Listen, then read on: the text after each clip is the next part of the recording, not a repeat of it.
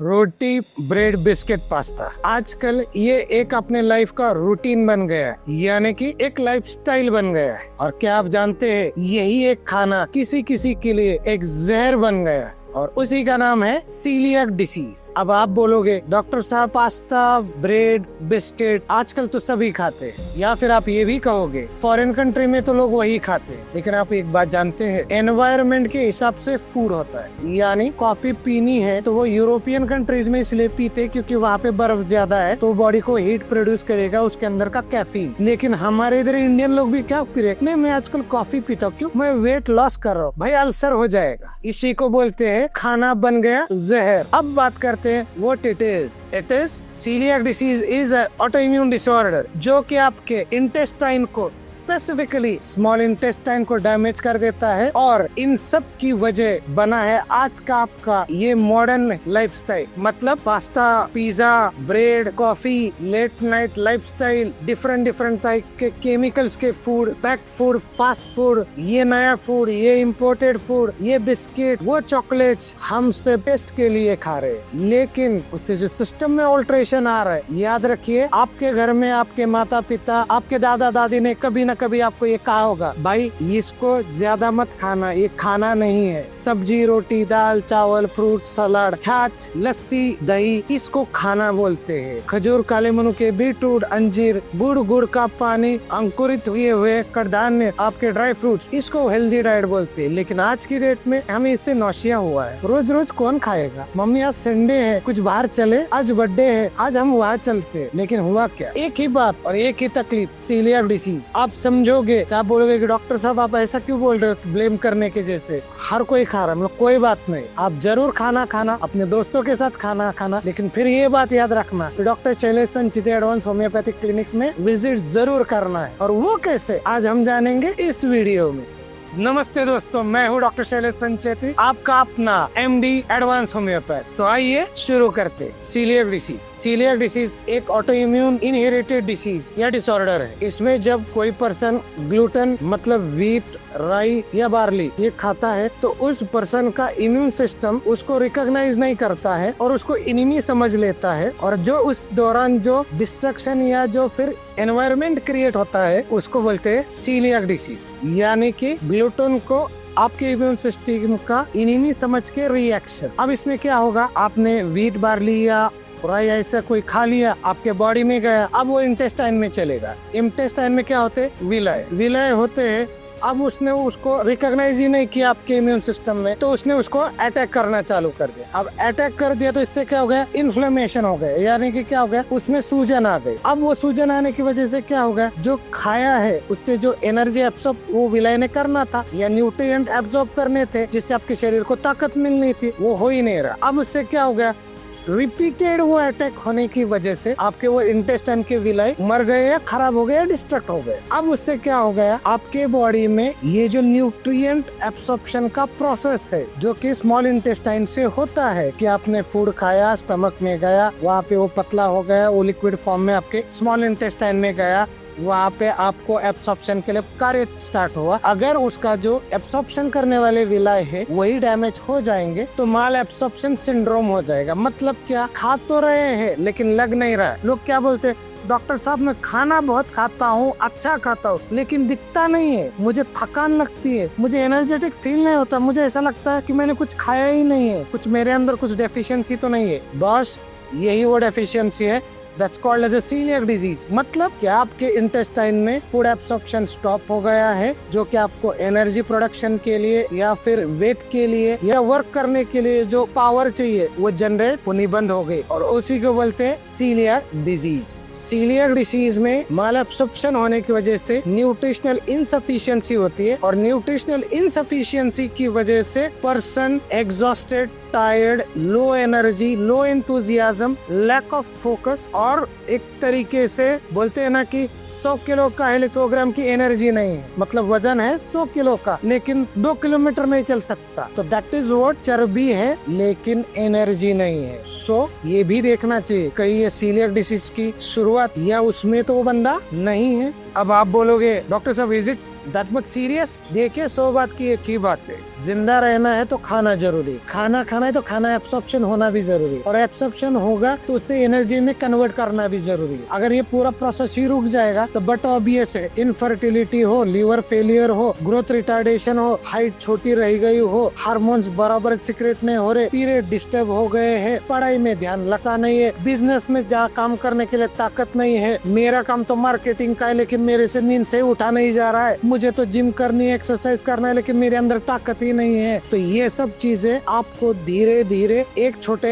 माल absorption से लेके deficiency तक, और डेफिशिएंसी से लेके उस डिप्रेसिव फेज तक लाइफ के लेके जाती है। तो अब आप ही समझ लीजिए कितना सीरियस है। और इससे भी बात नहीं बनी और फिर भी निगलेक्ट कर दिया क्योंकि आपने इधर एक और एक माइंडसेट है, डॉक्टर का तो काम डराना ही है, ऐसा थोड़ी होता है। कोई बात नहीं भाई, उसके बाद कैंसर भी आपका इंतजार करता है। मतलब ये थोड़े में काम नहीं रुकने वाला, क्योंकि 100 बात एक ही बात है, याद रखिए। जैसे बुक को आपने सर को लेके सोए तो इससे बुद्धि में वृद्धि नहीं होगी क्योंकि वो एब्सॉर्ब नहीं कर सकता। वैसा ही आपने खाना खा लिया है लेकिन वो एब्सॉर्ब नहीं होगा तो आपकी हेल्थ में वृद्धि यानी डेवलपमेंट नहीं आने वाली। तो बट ऑब्वियस है, जो सिस्टम को, पेड़ को पानी नहीं मिला या खाना नहीं मिला तो वो तो मर ही जाना है। तो सेम ही तरीका इंसान भी तो वैसा ही है। फिर भी आप बोलोगे is it that much serious? भाई स्मार्ट बातें बोलने से सिचुएशन नहीं चेंज होती, उसके लिए स्मार्टली हैंडल करना होता है। और स्मार्ट हैंडल करने के लिए उस तरीके के थॉट या उस तरीके के सिस्टम के ट्रीटमेंट जरूरी होते हैं जो अपने को उसका इम्पोर्टेंस समझ के बात करते हैं। आफ्टर ऑल होता क्या है, लोग आते हैं, आई think so sir I have gut issue. मतलब हाँ, कौन सा रील देख के आए? वजह पता है क्या है? डायलॉग सिर्फ, अकल इतनी भी नहीं होती है। यही आपको बाहर रोड पे वड़ा पाव खाते हुए मिलेंगे और बोलेंगे बिस्लरी का बोतल दो, पानी खराब होता है। तो मतलब वड़ा पाव कौन सा अच्छा था? समझ रहे हो आप बात? हाँ, मतलब क्या, कपड़े स्मार्ट पहनेंगे, ब्रांडेड पूरा होना चाहिए, खाना रास्ते पे भले पास्ता भी खाएंगे, बर्गर भी खाएंगे, पिज्जा भी खाएंगे, सुबह सुबह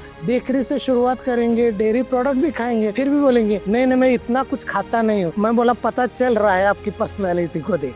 समझ रहे हो ना? हाँ, तो कहने की बात इतनी सी है, सिर्फ कहीं पे सुन लिया, ये 4 फ्रूट खा लो, इसी से आपका गट हेल्थ इंप्रूव हो जाए। ये नया मार्केट में सेचेट आया है, इसको ले लो, इससे गट स्ट्रॉन्ग हो जाएगा। ये एक नया प्रीबायोटिक एंड प्रोबायोटिक आया है, इससे आपके बैक्टीरिया की डेवलपमेंट और बैक्टीरियल फ्लोरा अच्छा हो जाएगा। एक बात आप मुझे बताए, जैसे मैंने आपको उदाहरण दिया कि वड़ा पाव खा के बिस्लरी का पानी पी के वड़ा पाव का जो इफेक्ट बॉडी पे आने वाला वो नहीं जाने वाला। एक बात आप मुझे बताए, आप ये सब कुछ खाने पीने का लाइफस्टाइल ना चेंज करो, एक्सरसाइज ना करो, बाहर जाके खाना खाओ, लेट नाइट खाओ, ओवर ईटिंग करो, फिर भी बोलो कि नहीं नहीं रात को थोड़ा और आइसक्रीम भी चाहिए, फिर और कुछ होशियार होते बोलते रात को कोल्ड कॉफी पिए बगैर मुझे मजा नहीं आता है, और फिर बोलोगे ये सब खाता हूँ तो मेरा गट अच्छा हो जाएगा। Do you think so? देखिए एक बात है, किसी को तो भी रियलिटी चेक करना पड़ेगा। I think so, that is what I am trying to do with you guys. मुझे आपको ब्लेम नहीं करना है, ना मुझे आपके लाइफस्टाइल पे टिप्पणी करनी, क्योंकि ये आपकी अपनी जिंदगी है। लेकिन किसी ने तो भी मिरर दिखाना जरूरी है कि you are doing somewhere wrong. देखिए एक जमाना था, माता पिता ये बात करते थे कि बेटा 9 बज गए, कुछ खाने की आवश्यकता नहीं, भूख लगी है दूध पी लो और सो जाओ, कल सुबह उठ के जो चाहे वो खाना। समझ रहे हो? और आज ये इशू है, 9 बजे तो जिंदगी स्टार्ट हो रही है और सुबह 4 बजे खत्म हो रही है, और दिन दोपहर को दूसरे दिन 4 बजे स्टार्ट हो रहा है। और फिर भी हम बात करते, हम we are the educated generation, we are Gen Z, we are ये और वी आर वो, और ये हम इतने आईटी वाले और हम इतने hi tech. Are you really looking at your own health? ये मैं क्यों बता रहा हूँ, ये सीलियर डिजीज जो है ना, ये वेरी कॉमन है, हर एक बंदे में पाया जाता है। पूछो ना कितने लोगों से, सुबह खाना खाया है, हाँ, फिर भी नहीं, थोड़ा सा टायर्ड फील हो रहा है, फिर थोड़ा कॉफी पी लेता हूँ, अच्छा थोड़ा देर नहीं हुआ, थोड़ा चाय पी लेता हूँ, नहीं तो किसी को एडिक्शन है, कोई टोबैको खा रहा है, कोई स्मोक कर रहा है। इसे क्या पता चलता है? आपको बार बार ट्रिगर करना पड़ता है अपने आप को कि मुझे एनर्जी चाहिए ताकि मुझे काम करना है। मतलब कहीं ये सीलियर डिसीज का तो सिम्टम नहीं है। This is what is we are talking about the reality check. आप अपना देखना ना, लोग मैंने देखा है च्युइंग गम चबा रहे, क्यों? नहीं मुझे थोड़ा कुछ तो चाहिए। अच्छा कोई क्या बोल रहा है, नहीं थोड़ा लेमन टी तो पी ले, मतलब क्या हुआ, बार बार बूस्टर चाहिए। तो समवेयर आप ये देखना, आपकी बॉडी माल एब्सॉर्प्शन कंडीशन में तो नहीं गई है जिसकी वजह से डेफिशिएंसीज होकर आपको बार बार वीकनेस, टायर्डनेस हो रहा है और आपको खींच खींच के काम करना पड़ा। सो लेट्स प्रोसीड है। अब खा तो लिया ही है, तो क्या हो सकता है ये भी समझ लेते हैं। पेट में दर्द हो सकता है, गैसेस हो सकते हैं, इंडाइजेशन हो सकता है, पेट हमेशा ब्लोटेड फील होगा जैसे बलून की तरह। पेशेंट बोलते हैं डॉक्टर साहब थोड़ा भी कुछ खाया ना तो ऐसा लगता है पेट में पूरी हवा भर गई है। वेट गेन हो जाना या फिर सडन वेट लॉस हो जाना, चिड़चिड़ापन आना। बाय डिफॉल्ट जैसे मैंने बोला, अगर यंग जनरेशन है और फीमेल्स है तो हार्मोनल इनसफिशिएंसी या हार्मोनल इनबैलेंस होने की वजह से पीसीओडी की जैसी शिकायतें, पीरियड्स इरेगुलर रहना, इसी को कंटिन्यू आगे जाएगा तो इनफर्टिलिटी जैसी बड़ी समस्या हो सकती है। दूसरी बात गैसेस, ब्लोटिंग, इनकी बात कर ही रहे हैं तो इससे आगे का पता चलता है कॉन्स्टिपेशन हो गया, पेट साफ नहीं हो रहा है या फिर कभी भी हो रहा है दिन में, या फिर कैसा लगता है कि कुछ खाऊं तो ही मुझे मोशन को जाना पड़ेगा। तीसरी बात सुबह उठने का मन ही नहीं कर रहा है, यानी कि lack of energy and enthusiasm. By default energy नहीं है इसलिए वेट गेन हो रहा है, बस पड़े रह रहे हैं। तो इससे क्या हो जाएगा, स्किन को डार्कनेस आके फोल्डेड एरियाज डार्क हो रहे, नेक पे डार्कनेस, चेहरे पे ब्लैकनेस, अंडर आर्म में डार्कनेस, नकल काले हो रहे, एल्बोज वो डार्क हो रहे। इससे क्या पता चलता है कि आप टाइप 2 डायबिटीज के कंडीशन में पहुंच रहे हो। आपका पेट में सोनोग्राफी करते तो लिख के आता है आपका लीवर फैटी ग्रेड 2 हो चुका है। मतलब क्या, फैटी लीवर मतलब क्या, आप बीमार पड़ चुके हैं, उसका एनवायरमेंट बन चुका है। दूसरे तरफ देखेंगे तो इससे क्या होगा, बच्चे आजकल जैसे बच्चों में कॉमन है, क्योंकि लोग आजकल प्रेस्टीज समझते हैं कि हम वहाँ जाके कॉफी पिए, हमने वहाँ का बर्गर खाया, हमने यहाँ का पिज्जा खाया, हमने हमारे बच्चे के बर्थडे पार्टी में इतने सारे चीजें रखी थी। हुआ क्या, ग्रोथ रिटार्डेशन। आप बोलोगे कैसे, आप देखना ना आजकल लोगों की हाइट कम होती जा रही है, आपने ऑब्जर्व किया होगा। बच्चे छोटे हैं लेकिन तबीयत में मोटे हैं, मतलब क्या हुआ, फिट नहीं फैट है। दूसरी बात, इससे क्या हुआ, ग्रोथ कम हो गई, बच्चों में, छोटे छोटे बच्चों में डायबिटीज टाइप 1 जैसी बीमारी आ गई, थायराइड जैसी बीमारी आ गई, हार्ट अटैक तक की शिकायत नौबत आ गई। फिर भी क्या हो रहा है, नहीं प्रेस्टीज का सवाल है, भले हेल्थ की वाट लग जाए लेकिन खाएंगे जरूर, ठीक ना। अब यही बात करते थोड़ा और आगे जाके, अब नेक्स्ट क्या होगा, आयरन डेफिशिएंसी एनीमिया, बिकॉज अब इनमें हेल्थ किधर है, कचरा ही तो है। देखिए मैं इस बात के फेवर में नहीं हूँ कि आप संत बन जाओ और आप सब्जी रोटी दाल चावल ही खाओ, नो, बट थोड़ा तो ये देखिए कि 30 दिन में कितनी बार खा रहे हो, एक एक आइटम करके आप रोज कुछ ना कुछ वही खा रहे हो, इसीलिए वो ध्यान रखना जरूरी। अब अगर ऐसा नहीं करते हो और खाते हो तो क्या होगा, आयरन डेफिशिएंसी एनीमिया। मतलब क्या, फिर शिकायत है, मेरे बाल झड़ रहे हैं, मुझे बहुत थकान लगती है, मुझे सुबह उठा नहीं जाता है, मेरे आंखों के नीचे डार्क सर्कल आ गए हैं, मेरे बाल टूट जाते हैं, मेरे नाखून टूट रहे हैं, मेरा स्किन का टेक्सचर खराब हो रहा है, मेरे चेहरे पे झुर्रियां आ गई है, मैं मेरे उम्र कम है लेकिन मेरे चेहरे से उम्र ज्यादा दिख रही है। It is all cause because of that coeliac disease, and coeliac disease is cause because of all that stuff what you are eating. इसीलिए मैंने कहा था वो आदत, वो फूड बन गया है जहर अपनी हेल्थ के लिए, और वो भी आपके अपने एक थॉट प्रोसेस की सिर्फ टेस्टी खाना है, हेल्दी खाओ, टेस्टी रहे जरूरी नहीं। बिफोर आई फॉरगेट, एक बात रह गई, आपने नोटिस किया आजकल लोग बोलते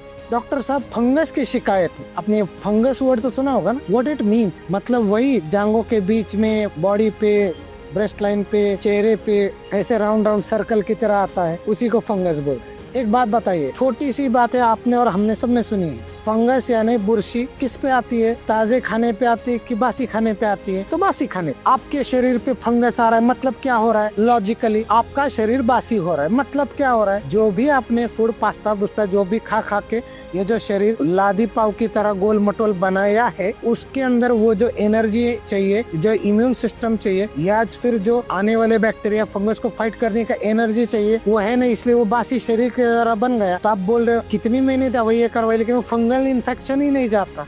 तो celiac disease is also one of the cause which may trigger that fungal, which may have ability to your body become sustainable, और हो सकता है कि आपकी बॉडी उतनी वीक हो गई इस वजह से आपको वो फंगस आपके बॉडी को लग गया। तो वेरी इंपॉर्टेंट है, सीलियक डिसीज को हल्के में मत लीजिए। सिर्फ 4 गर्म पानी पीने से और 4 काढ़े पीने से अगर पेट सीधा हो जाता ना, तो भाई साहब पूरी दुनिया इतनी परेशान नहीं हो।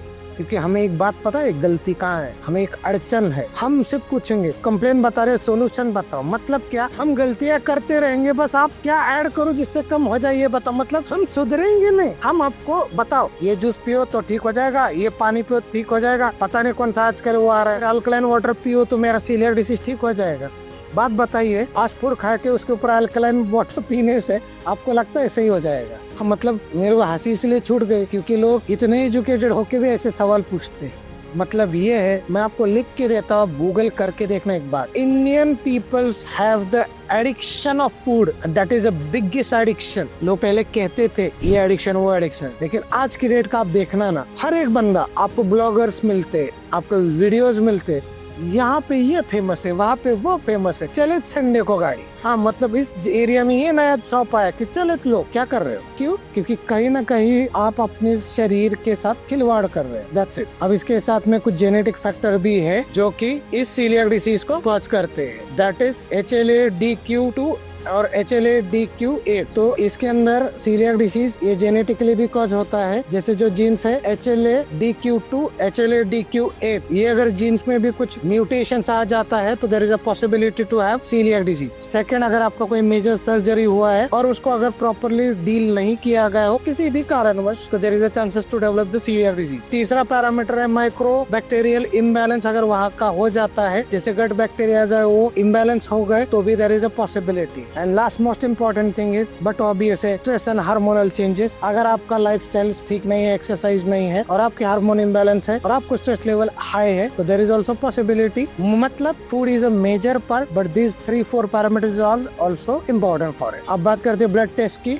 सबसे पहला ब्लड टेस्ट है anti-TTG and second one is anti-endomysial antibody. ये टेस्ट से आपको सीलियक डिसीज है या फिर शुरू हो रहा है या क्या स्टेटस है, आपको इससे पता चल सकता है। दूसरा है एंडोस्कोपी, जिसके अंदर आप देख सकते हैं, उसमें बायोप्सी लेके भी पता चलता है H. पाइलोरी जैसा कोई इन्फेक्शन वगैरह है क्या, या फिर कोई विलाय जो मैंने बताया था पहले ही डिस्टर्ब हो गए या खराब हो गए, वो भी देख सकते हैं। साथ ही साथ विटामिन D3 एंड B12, इसको अगर हम देखते हैं कि अगर वो कम हो रहा है तो ये डेफिशिएंसी से भी पता चल सकता है, क्योंकि जैसे मैंने पहले ही कहा था, इसके अंदर माल एब्सॉर्प्शन होता है, यानी कि एब्सॉर्ब फूड होता ही नहीं, इसलिए न्यूट्रिशन एब्सॉर्ब हो ही नहीं रहा। तो न्यूट्रिशन एब्सॉर्ब नहीं होगा तो by default D3 and B12 आपका कम आ जाएगा। So this is the way how you can able to diagnose this disease with this investigations. अब बात करते हैं रूटीनली पब्लिक जो कन्वेंशनल मेथड्स है वो क्या तरीके से डील करते हैं पेशेंट्स को। वो आपको तो बोलेंगे देखो ऐसा है कि आप है ना, ये बिस्किट है, ये फास्ट फूड है, आउटसाइड फूड है, उसके आपको लिस्ट बना के दे देंगे, बोलेंगे इसको बंद कर देना। चलिए ठीक है, ये बात हो गई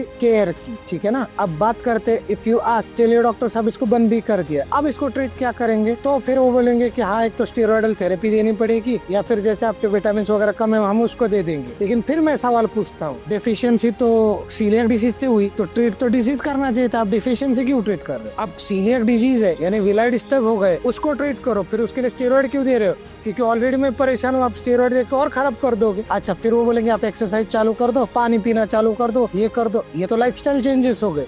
फिर फिजिशियन का रोल किधर गया? फिर बोलेंगे अच्छा क्या हो रहा है, गैसेस हो रहे, ये ज्यादा दिक्कत हो तो गैसेस, ये सुबह सुबह उठते गोली नहीं लेना, खाली पेट, रात को सोते समय पेट नहीं साफ हो रहा तो ये दवाई देता हूँ पेट साफ होने के लिए लेना। यानी कि क्या again symptomatic treatment, no root cause, correct है। और सबसे बड़ी बात, गया बंदा की कर एंडोस्कोपी, गया बंदा की लिख टेस्ट, गया बंदा के लिए 15,000 रुपए किया, और क्या दवाई टेस्ट करते हैं तो भी एंटासिड देना है, स्टेरॉइड ही देना है, विटामिन ही देना है, सप्लीमेंट ही देना है, प्रीबायोटिक ही देना है, प्रोबायोटिक ही देना है और ब्लेम ही करना है। आप ढंग से समझना इस बात, घूम फिर के यही हो रहा है। अगर आपको गलत लग रहा है ना, आपके पास फाइल है जिसमें 3 एंडोस्कोपी कर चुके हो और गोलियां खा चुके हो, सबका प्रिस्क्रिप्शन निकालना और दवाई के नाम को मत देखना, उसके अंदर के कंटेंट को देखना और उससे पता चलेगा भाई साहब ये तो मैं वही खा रहा हूँ जो डॉक्टर संचेती बता रहे थे। यानी कि क्या क्वेरी को एड्रेस नहीं किया गया है, सिम्टम को एड्रेस किया गया है। So let's see as being advance homeopath हम आपकी कैसे सहायता कर सकते। जैसे मैंने पहले कहा, coeliac disease is auto immune disorder.